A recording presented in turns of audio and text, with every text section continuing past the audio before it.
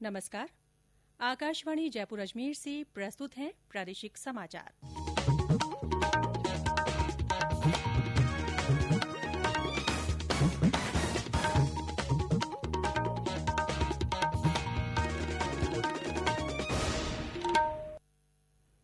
मुख्य समाचार।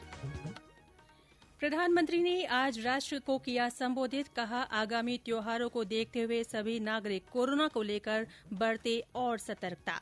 राज्य के 6 नगर निगमों में होने वाले चुनाव को लेकर राजनीतिक सरगर्मियां हुई तेज। लोकसभा और विधानसभा चुनावों के लिए उम्मीदवारों के चुनाव खर्च की सीमा 10% और बढ़ी। मूंग, उड़द और सोयाबीन की समर्थन मूल्य पर खरीद के लिए राज्य में आज से पंजीयन शुरू। राज्य में कोरोना जागरूकता आंदोलन के तहत विभिन्न आयोजन। और एसीबी ने यूआईडीएआई के नई दिल्ली के क्षेत्रीय कार्यालय में सहायक महानिदेशक को 1 लाख रुपए की रिश्वत लेते किया रंगे हाथों गिरफ्तार।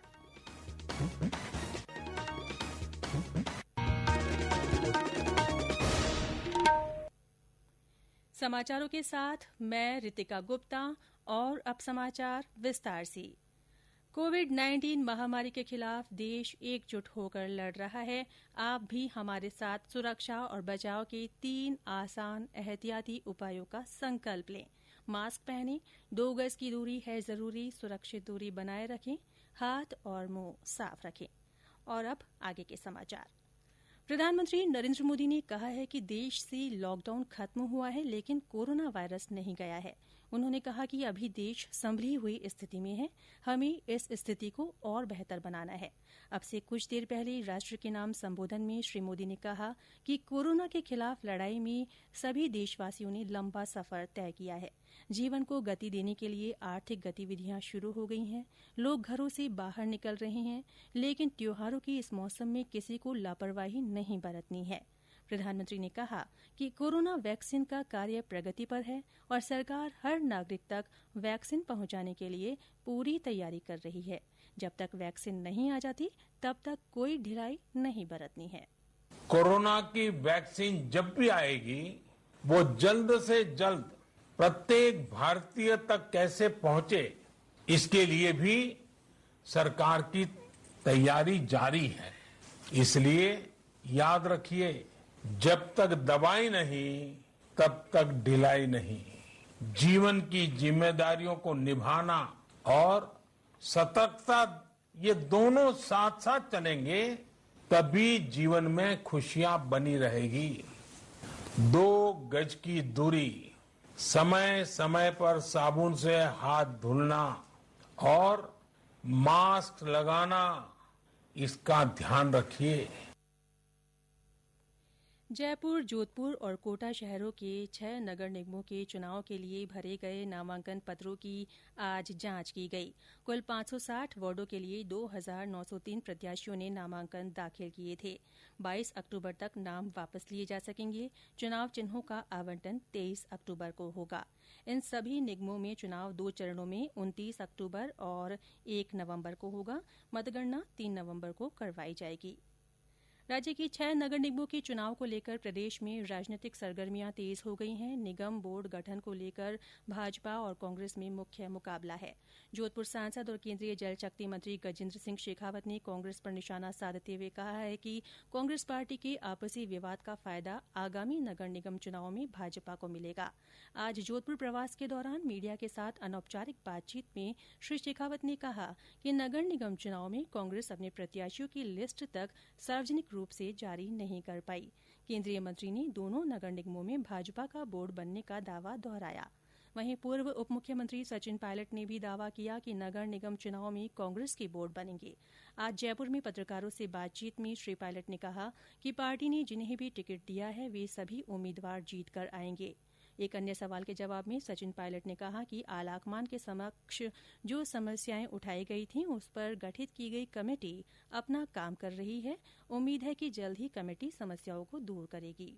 जब हम लोगों ने सब कमेटी के सदस्यों पर छोड़ रखा है, तो वो अपने विवेक से काम करेंगे। आप जानते हैं कि अहमद पटेल जी और अजय माकन जी अस्वस्थ हो गए थे बीच में, राहुल जी सोने जी विदेश चले गए थे। बहरहाल जो भी चर्चा उनको करनी है वो अपने स्तर पर कर रहे हैं। लगातार मीटिंग्स भी हो रही हैं और मुझे पूरा विश्वास है कि सब बातों का संज्ञान उनके जहन में है और बहुत जल्द अपने अपने निर्णयों पर वो कमेटी आएगी, सबका हमको जांच करना चाहिए। और अब फिलहाल का फोकस हमारा इन चुनावों के ऊपर है और इसके बाद गांव के चुनाव होंगे, प्रमुख के, प्रधानी के, उस पर भी पार्टी के कार्यकर्ता अभी से तैयारी में लगे हुए हैं। ये समाचार आकाशवाणी जयपुर अजमेर से प्रसारित किए जा रहे हैं। लोकसभा और विधानसभा चुनाव लड़ने वाले उम्मीदवार के चुनाव खर्च की सीमा 10% बढ़ा दी गई है। केंद्र ने इस संबंध में निर्वाचन आयोग की सिफारिश स्वीकार कर ली है। आयोग ने कहा था कि कोविड-19 के मद्देनजर उम्मीदवारों को प्रचार में मुश्किलें आ रही हैं, इसीलिए उन्हें ज्यादा खर्च की अनुमति दी जाए। विधि मंत्रालय ने इस संबंध में अधिसूचना जारी कर दी है। प्रदेश में आज से मूंग, उड़द और सोयाबीन की समर्थन मूल्य पर खरीद के लिए पंजीयन शुरू हो गया है। राजफेड के महाप्रबंधक वाणिज्य संजय पाठक ने आकाशवाणी को बताया कि किसान ई मित्र केंद्रों और खरीद केंद्रों पर जाकर पंजीयन करा सकते हैं। उन्होंने बताया कि इन फसलों की खरीद 1 नवंबर से शुरू होगी। आज से जो हमने मूंग, उड़द और सोयाबीन के राज्य में पंजीयन प्रारंभ किए हैं, पंजीयन जो है 850 केंद्र जो स्वीकृत किए गए हैं पर होगा। किसान ई मित्रा केंद्र पर जाकर सोसाइटी के जो खरीद केंद्र है वहाँ पर पंजीयन छोड़ा है यदि तो वहाँ, और ग्राम सेवा सहकारी समिति जो ई मित्र का काम कर रही है वहाँ पे जाके अपने पंजीयन करा सकते हैं। जब पंजीयन कराएं उससे पहले जो भी खाता उसका विस्तृत है उसको जन आधार में अपडेट करना। झालावाड़ से हमारे संवाददाता ने बताया कि वहां भी विभिन्न केंद्रों पर इन फसलों की खरीद के लिए पंजीयन के वास्ते किसानों में उत्साह है। किसानों का रुझान इस बार उड़द फसल के लिए ज्यादा है। नामांकन के बाद 1 नवंबर से इन फसलों की खरीद शुरू की जाएगी। जिले में सोयाबीन 3,880 रुपए प्रति क्विंटल और उड़द 6,000 रुपए प्रति क्विंटल की दर से खरीद की जाएगी। इस हेतु क्रय विक्रय सहकारी समितियां खरीद करेंगी, जिसकी उन्होंने पूरी तैयारी कर ली है। गौरतलब है कि जिले में सोयाबीन और उड़द की अच्छी पैदावार होती है। जिले में किसानों का इस बार रुझान उड़द की खरीद पर ज्यादा है, क्योंकि सोयाबीन का बाजार भाव ही 3500 से 3800 के आसपास चल रहा है, इसलिए किसान बाजार में बिक्री कर रहे हैं। उड़द के लिए ज्यादा रुझान दिख रहा है, क्योंकि उड़द के भाव 5000 से भी कम है। अरुण कुमार शौरी, आकाशवाणी समाचार, झालावाड़। गौरतलब है कि फिलहाल मूंगफली की खरीद को स्थगित रखा गया है। प्रदेश में कोरोना संक्रमण के नए मामलों की संख्या आज 1900 से नीचे आ गई है। आज 1897 लोगों में संक्रमण की पुष्टि के साथ कुल संक्रमितों का आंकड़ा 1,77,123 तक पहुंच गया है। पिछले 24 घंटों में राज्य में रिकॉर्ड 2,522 लोग संक्रमण से मुक्त हुए हैं, वहीं 14 लोगों की मृत्यु भी हुई है। आज राजधानी जयपुर में सबसे ज्यादा 386 मामले सामने आए।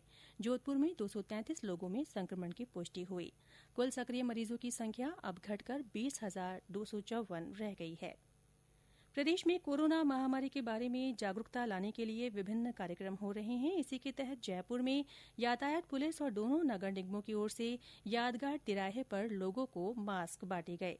इस अवसर पर पुलिस और निगम के अधिकारियों ने लोगों को मास्क की उपयोगिता भी बताई। जयपुर में विभिन्न स्कूलों के विद्यार्थियों ने वॉल पेंटिंग, पोस्टर और रंगोली बनाकर आमजन को जागरूक किया। जोधपुर में टोको कोरोना रोको थीम पर एनडीआरएफ, नगर निगम और पुलिस प्रशासन की ओर से कई जगह रैली निकालकर मास्क का वितरण किया गया। टोंक शहर में प्रभात फेरी निकाली गई। डूंगर नगर परिषद में बस स्टैंड से गैप सागर की पाल तक रैली निकाली गई। बूंदी में राशन की दुकानों और सरकारी संस्थानों को सैनिटाइज किया गया। देश में कोरोना के विरुद्ध चलाए जा रहे जन आंदोलन के तहत पद्मश्री से सम्मानित राजस्थानी लोक कलाकार अनवर खान मांगणियार ने लोगों से कोरोना से सतर्क रहने और सावधानी बरतने की अपील की है। अब मेरा एक बहुत रिक्वेस्ट है और गुजारिश है और विनती है कि जो ये महामारी चल रही है काफी महीनों से, तो इस बीमारी से बचने का हमारा इलाज कोई डरने की बात नहीं है। हमारे को बचने का इलाज यही है कि सावधानी बरतें और 2 गज की दूरी बना के रखें और मुंह पे मास्क लगावें। आकाशवाणी जयपुर की समाचार बुलेटिनों में चलाई जा रही विशेष श्रृंखला जनता के नाम जनता के संदेश के तहत सुनिए एक और श्रोता का संदेश। नमस्कार, मैं गजेंद्र पालीवाल, जाटों की बस्ती लखौरा, तहसील चौटन, जिला बाड़मेर। मैं आप सभी श्रोतागण से अपील करता हूं कि कोविड-19 बेहद खतरनाक व जानलेवा वायरस है।